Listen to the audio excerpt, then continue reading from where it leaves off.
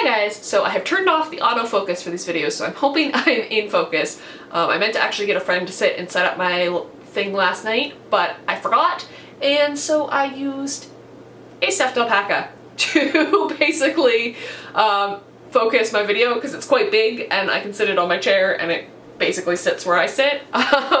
Yes, so I thought that was amusing. I thought I'd share that little tidbit in how I'm getting this focused. It's looking good in my monitor. I can see it there, but I am quite blind, so like seeing at a distance, it's hard for me to tell.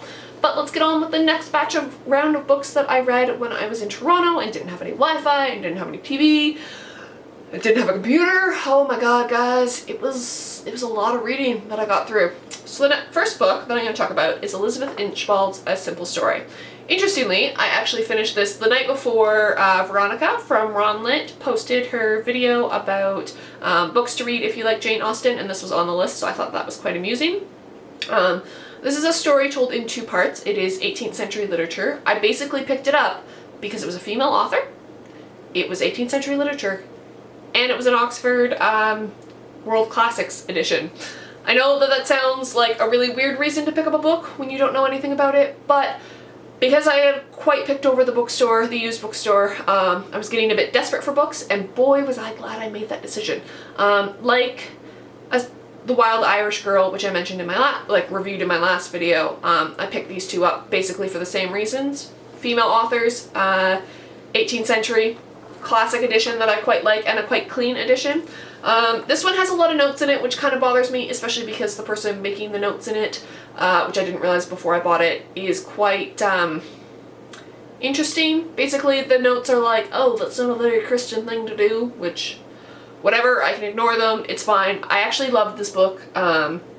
Basically, it tells the story of Miss Milner, who is her father passes away and she's an heiress, and basically she's not old enough to come of age and come into her fortune, so she's left in the care of her father's friend Dorriforth, who is a Catholic priest, which in England in the 18th century meant he didn't have a lot of power, but he's quite religious, and she ends up falling in love with him, and that's the first part of the story. The second part of the story details their daughter. It's more like two separate books put in one that are shorter, but they're put in one volume, and it was quite moving. I don't want to say too much, but I especially enjoyed the second part of this, I think a bit more than the first part.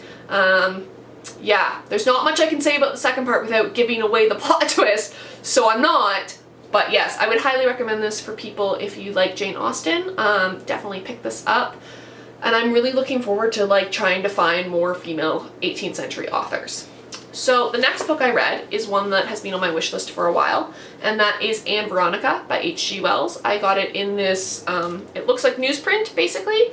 I wasn't sure about what edition I wanted. I was actually just clearing out my book depository wish list, and this one was on it, and the Penguin Black Classics edition was on it. I think I would have preferred the Penguin Black Classics edition, but this one's fine, and it was cheap. I think it was only $6, so I picked it up because I was desperate for books to read.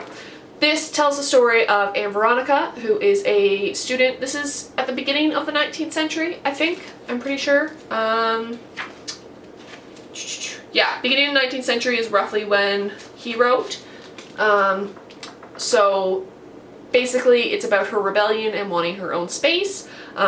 She is a science student, and yeah, it was quite good.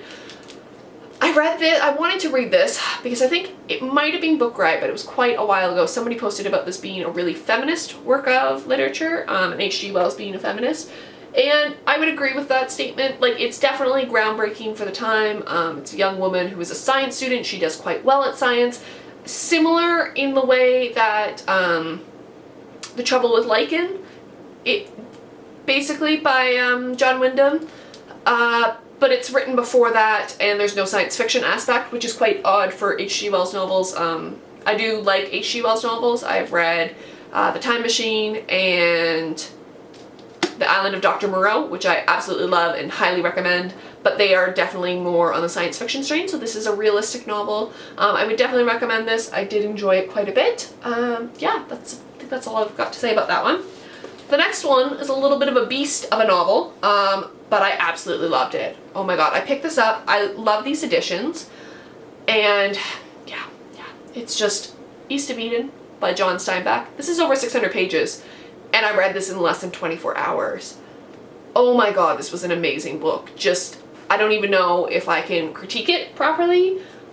Basically, this talks about people going west to Northern California before the Civil War, basically. I think it's, yeah, I'm pretty sure it's the Civil War. And oh my god. This has a lot of biblical references in it. And it details two brothers. It kind of mimics the Cain and Abel story, and yeah, it's absolutely fantastic. I would recommend this. There's not too much I have to say about this, just because I don't think I can be quite critical. Just the writing was absolutely beautiful. The story was really engaging. The fact that I read a 600-page novel in less than 24 hours is, you know, quite, I mean, I do read very fast, and to be fair, I didn't have any Wi-Fi or any TV, so that might have influenced it a bit, but I also just found myself engrossed in this story, and when I had to step away from it, I wanted to get back to it. Yeah, so that's a high recommendation. This is the second Steinbeck I've read. I've also read Of Mice and Men, and I really love these Steinbeck Centennial editions that Penguin put out, so I was quite happy to find this at the used bookstore. And yeah, that's basically all I have to say about that one. Definitely pick it up. It's American lit, so that's a deviation for me. Next up is another deviation, but an author I have already mentioned in the previous reviews, and that is Ali Smith's Girl Meets Boy. I really enjoyed How to Be Both, and so when I found this at the used bookstore, I picked this up. This is also a retelling of an Ovid myth.